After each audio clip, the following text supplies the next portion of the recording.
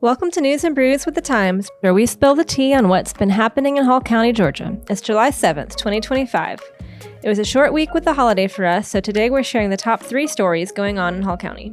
But they were some good ones. A whole lot of meth found in a truck full of cucumbers, a new development off 985 in Oakwood, and a case of the wrong guy getting arrested for a stabbing. Good morning, I'm Shannon Casas. And I'm Stacy Smith. Also later, reporter Danny MacArthur is joining us in the studio to talk about all the things you might have wondered about recycling. Like, why can't I recycle glass? We'll get to that. But for now, grab your favorite brew and take a sip as we guide you through what's been happening in Hall County. Don't forget, you can also find all of the stories we talk about this week at the link in our show notes and on GainesvilleTimes.com. So last week, there was a truck full of cucumbers that also had a lot of meth. What? The cucumbers had meth in them? It was in the boxes with the cucumbers. It was hidden in the corners. Apparently, they worked really hard to hide it in the corners of the boxes. How much meth are we talking about here? 700 pounds, which is worth $4.5 million. That is a ton. It's a lot of meth. No pun intended. I'm confused about why cucumbers. Apparently, any kind of produce is pretty common for them to hide drugs that are coming across the border. They will hide them in a variety of things, but produce is one of them. Interesting. So it's pretty common. So they were found in a tractor trailer. Was this trailer parked somewhere or was it in transit? It was at a warehouse in Gainesville. And then the 2 guys who were arrested were in a car next to it, ready to process, get the meth separated from the cucumbers. Move the product. Correct. How were these men related to the warehouse that it was found at? They just chose a random spot? So we're not really clear on which warehouse it was. I believe it looks like the cucumbers were getting delivered to the warehouse. The cucumbers. That's going to be like a code word from now on. Yep. Just cucumbers. What was it in Breaking Bad? It was cans of paint, I think. Something. It's always got to be something. So anything out there to distract from what they're really doing. So do we know where it was coming from? Not exactly. We know it came across the border at some point. Somewhere along the border of the United States, the southern border. It came across and headed to the Metro Atlanta area. And then it was stopped in Gainesville. Yeah. That's crazy. Yeah. So the DEA got some kind of tip about it and then showed up and found the meth and a bunch of cucumbers. The suspects and a bunch of cucumbers. Wow. Oh, what's going to happen to the cucumbers? They were all tossed, all thrown away. Oh. Nobody wants meth with contaminated. Their cucumbers. Yes. What a waste of produce, man. I just started my garden and I picked off my second ever cucumber and it was a lot of work. So RIP to those cucumbers. Yeah, it's making me wonder now how many times this is successful and then the cucumbers end up in the store. And I don't think I want to know the answer. Oh my gosh. Wash your vegetables, people. They could have traces of drugs on them. That's scary. Well, I hadn't thought of that until now. Hopefully, I just have a lot of faith in our DEA agents that they're on top of it. So hopefully that does not happen frequently. They definitely got this meth and tossed out these cucumbers. And they've got 2 people arrested. They were arraigned last week. What a meth.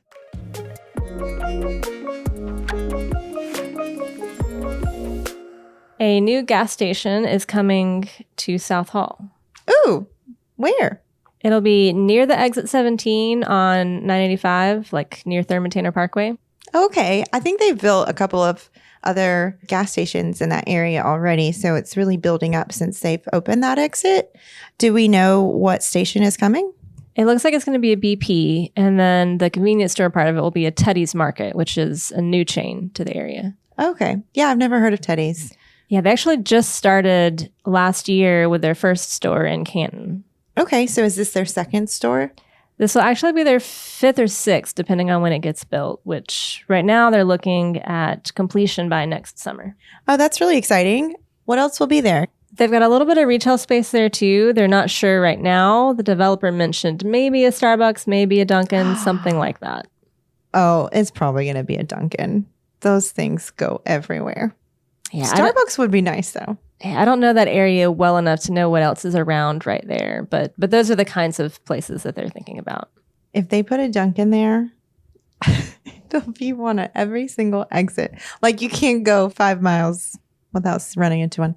But anyways, no matter what they choose, I'm sure it'll do really well in that area. Because I think on that exit right now, there's only a Wendy's, which is new also. So businesses should be fighting over that spot.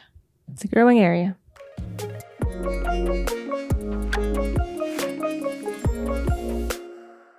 So one of the craziest stories that we reported last week was about this guy who had been arrested for stabbing someone, but apparently they have not released him because he was not the guy. What? Tell us about the stabbing. So this happened back in May, like near the subway on Brownsbridge Road. I think it was on a weekend, and someone was stabbed. And then they arrested this guy, and apparently he said something about throwing a knife in a dumpster, and they picked him up, and he was in jail for 2 months. So they picked him up, arrested him based on a claim of his that he threw a knife into a dumpster. I believe so. I'm not sure exactly what other evidence they had, but I know that when they were in court to begin with, the judge was basically like, y'all have still got a lot of work to do on this case, but she did move it forward to Superior Court. But then someone got a statement from the victim, and the victim was like, no, it's not that guy.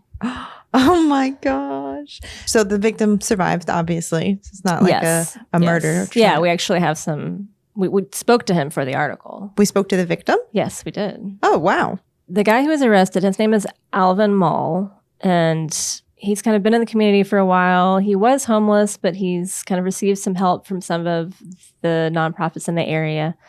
But we have audio from our interview with the victim talking about Alvin.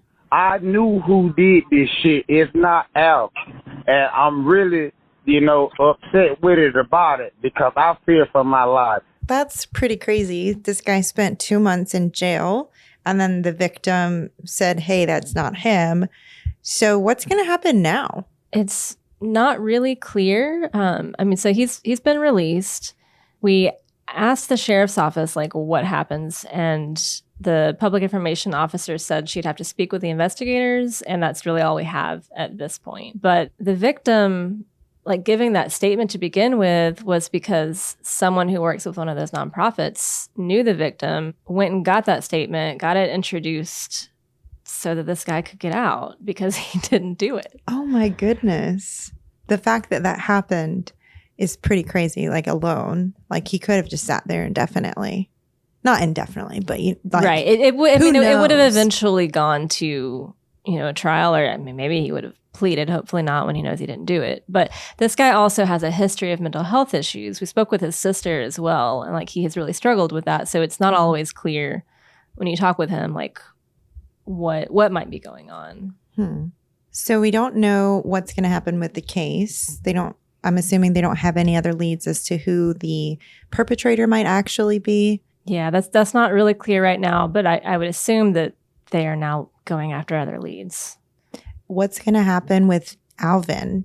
Does he have any kind of like retribution? Right. So that's unclear right now. Okay. He's apparently like just a kind guy. He's very religious. Like, this was apparently a fight over beer money, and both his sister and the victim are like, no, he doesn't drink. He's usually like telling other people not to drink. It's just another interesting layer to this story. It's a really good read. I highly recommend going to GainesvilleTimes.com or the link in our show notes to read the whole thing.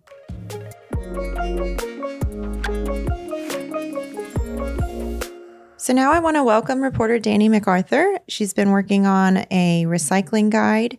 Danny, thanks for joining us. Thanks for having me.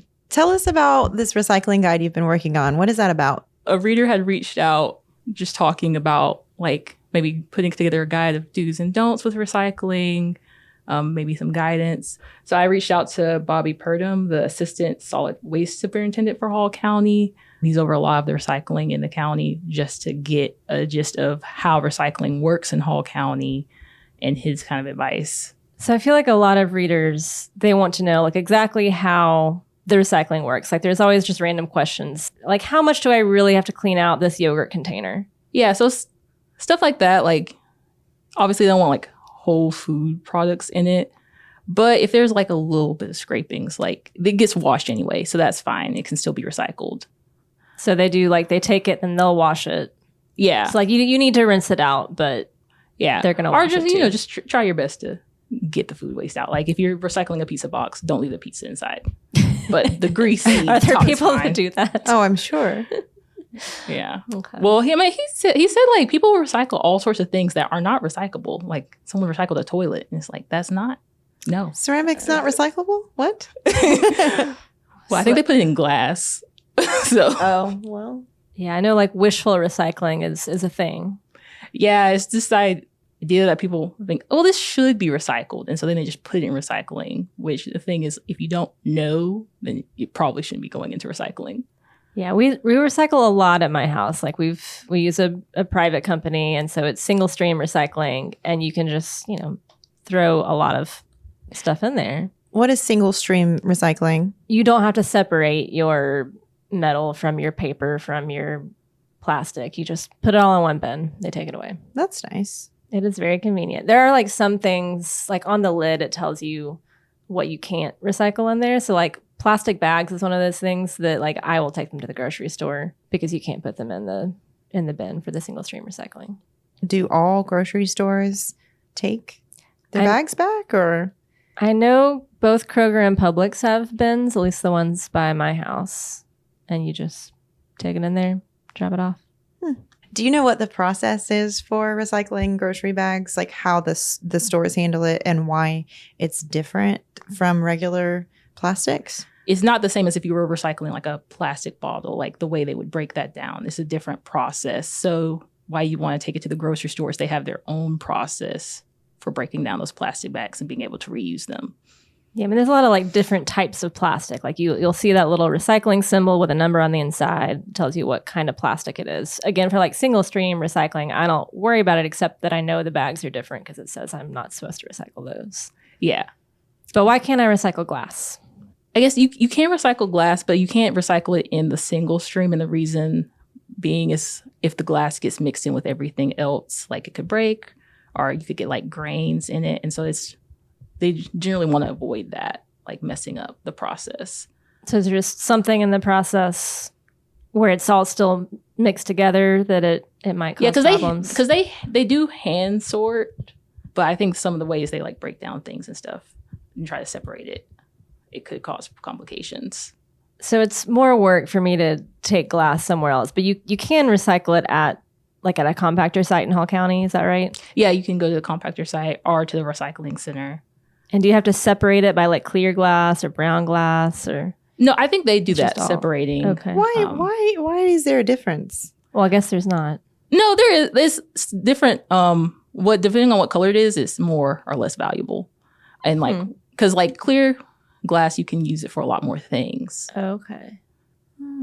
Something interesting that he did mention was sometimes like if they can find it in the landfill, they'll like divert it back. That's cool. So they'll actually do the recycling for you. I mean, obviously we should still try to do the work. Yeah. But I guess it depends on exactly how valuable it is. They're not going after every little bit of plastic in the landfill. Yeah. So if you go to the compactor site and let's just say you put a whole bunch of plastic in there and it's not the right kind of plastic, what happens at the recycling center once it gets there? Do they just toss it if it's not something they can recycle, or do they send it somewhere else to be recycled? I know they like hand sort out the plastic. So sometimes like trash and stuff will make its way. So if it is not something that can be recycled, then they'll like usually toss it. Is our recycling center limited to what it can recycle? Like, for example, other locations might be able to recycle more things, or it's just an item that can't be recycled, period. I think at the recycling center, they don't take plastic bags No, and they don't take styrofoam. no, they do not. But then those things can be recycled? Yeah. So I noticed at the new Publix by my house that they have a bin for styrofoam, which I've never seen that before. And I generally hate styrofoam. But now if I got a bunch of packing peanuts, I would know what to do with them. But you got to take them in the cardboard box they come with to the grocery store and then break the box down and recycle that separately. Probably so. What about when you've got like a milk carton with a plastic spout? Can they recycle that? I don't think so, because I think if it's multiple types of materials, then no, because there's different processes for breaking down different materials. So usually those have to go to landfill. So I can like cut the spout out with some scissors and then put the paperboard if I really cared. I don't know, because it depends on if it's like waxy, then you still can't recycle it. Like if it's waxy cardboard. What? Yeah. Well, that's the paperboard. Oh, if it's paperboard, I guess. I'm pretty sure no that like cartons that's are like waxy. right. I think you can recycle that in my single stream recycling, but then the cardboard is Or different. have you just been putting it in there this whole time? I'm and pretty they're just sure it tossing says paperboard. Okay. It's like a cereal box. Yeah. Okay. I'm recycling lots of cereal boxes in my house, or at least they're going in the bin. Well, a cereal box makes sense, but like a milk carton has that wax sealant to keep it from leaking. They look the same to me. Well, that was a lot of great information. Thanks, Danny. Yeah, thanks. No problem. To support this kind of journalism, you can subscribe to The Times. Plans start at $7 a month. There's a link in our show notes for that, as well as all the stories you heard about on today's podcast. Another way to support us is to rate us and review us on your podcast app. That goes a long way in helping others learn about News and Brews. We'd also love to hear from you. You can reach us at podcastadmin@gainesvilletimes.com. Please join us again next week and tell your friends.